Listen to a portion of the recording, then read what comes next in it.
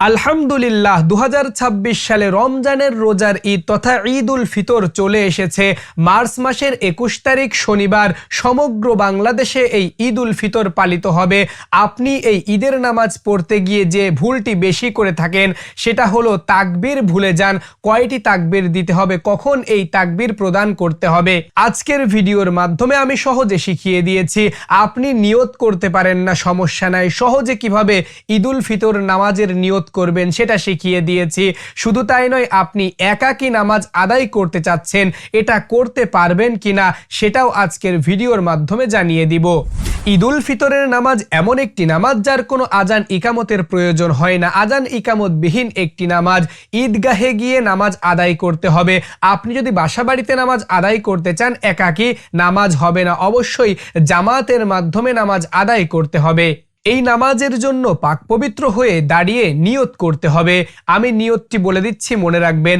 আমি কিবলামুখী হয়ে ঈদ উল ফিতরের 2 রাকাত ওয়াজিব নামাজ 6 তাকবীরের সঙ্গে আদায়ের নিয়ত করছি, এই কথাটা বলবেন। আমি আবারও বলছি, আমি কিবলামুখী হয়ে ঈদ উল ফিতরের 2 রাকাত ওয়াজিব নামাজ 6 তাকবীরের সঙ্গে আদায়ের নিয়ত করছি, এই কথাটা বলে এরপর ইমাম সাহেব আল্লাহু আকবার তাকবীরে তাহরিমা বলে হাত বাঁধবে। পেছনের মুসল্লিগণ ইমাম সাহেবকে অনুসরণ করবে, অর্থাৎ আল্লাহু আকবার তাকবীরে তাহরিমা বলে হাতটা বেঁধে নিবে।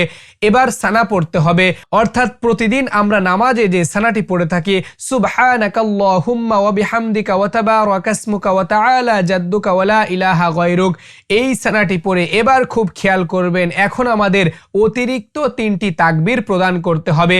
প্রথম 2 তাকবীরে হাত ছেড়ে দিতে হবে, 3 নাম্বার তাকবীরে গিয়ে হাতটা বেঁধে নিতে হবে।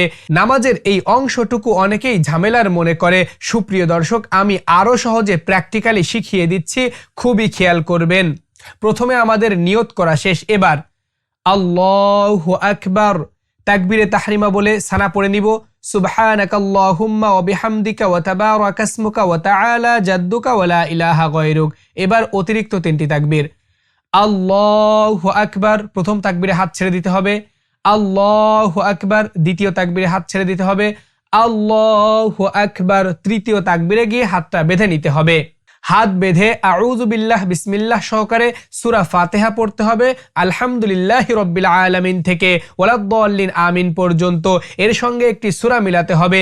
আপনার যে সূরা মুখস্থ রয়েছে ওই সূরা মিলাবেন। আপনি যদি ইমাম সাহেব না হয়ে থাকেন, পেছনে দাঁড়ান, তাহলে আপনার কোনো সূরা পড়তে হবে না, ইমাম সাহেব পড়বে, আপনি নীরবে শুনবেন। তাহলে সুপ্রিয় দর্শক, সূরা ফাতিহার সঙ্গে সূরা মিলানোর পরে রুকু করতে হবে।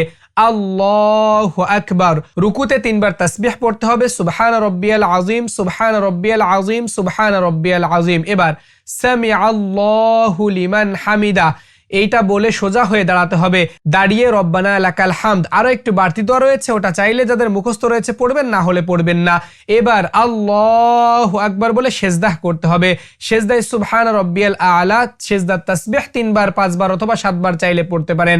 এবার আল্লাহু আকবার বলে সোজা হয়ে বসতে হবে, আবার আল্লাহু আকবার বলে সেজদা করতে হবে। 2টা সেজদা করে 2 নাম্বার রাকাতের জন্য সোজা হয়ে দাঁড়াতে হবে।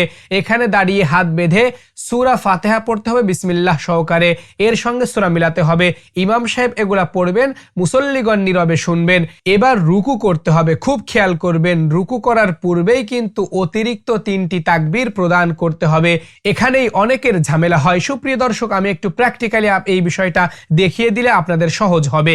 আমি 2 নাম্বার রাকাতে দাঁড়িয়ে সূরা ফাতিহা পড়েছি, সাথে সূরা মিলিয়েছি। এবার অতিরিক্ত 3টি তাকবীর প্রদানের পালা। আল্লাহু আকবার প্রথম তাকবীরে হাত ছেড়ে দিতে হবে, আল্লাহু আকবার দ্বিতীয় তাকবীরে হাত ছেড়ে দিতে হবে, আল্লাহু আকবার তৃতীয় তাকবীরেও হাত ছেড়ে দিতে হবে।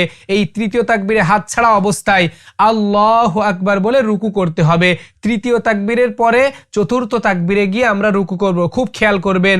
দ্বিতীয় নাম্বার রাকাতে 3 তাকবীরেই হাত ছেড়ে দিতে হবে, চতুর্থ তাকবীরে শুধু রুকু করতে হবে। আশা করি বুঝেছেন।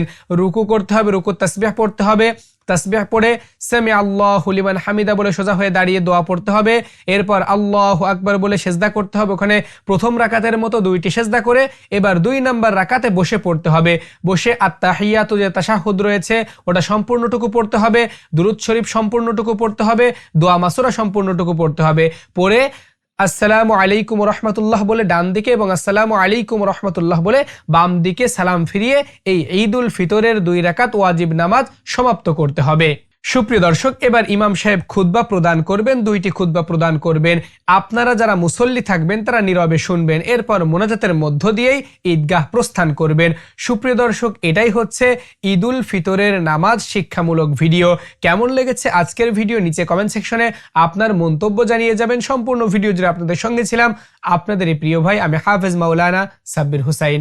আসসালামু আলাইকুম ওয়া রাহমাতুল্লাহ।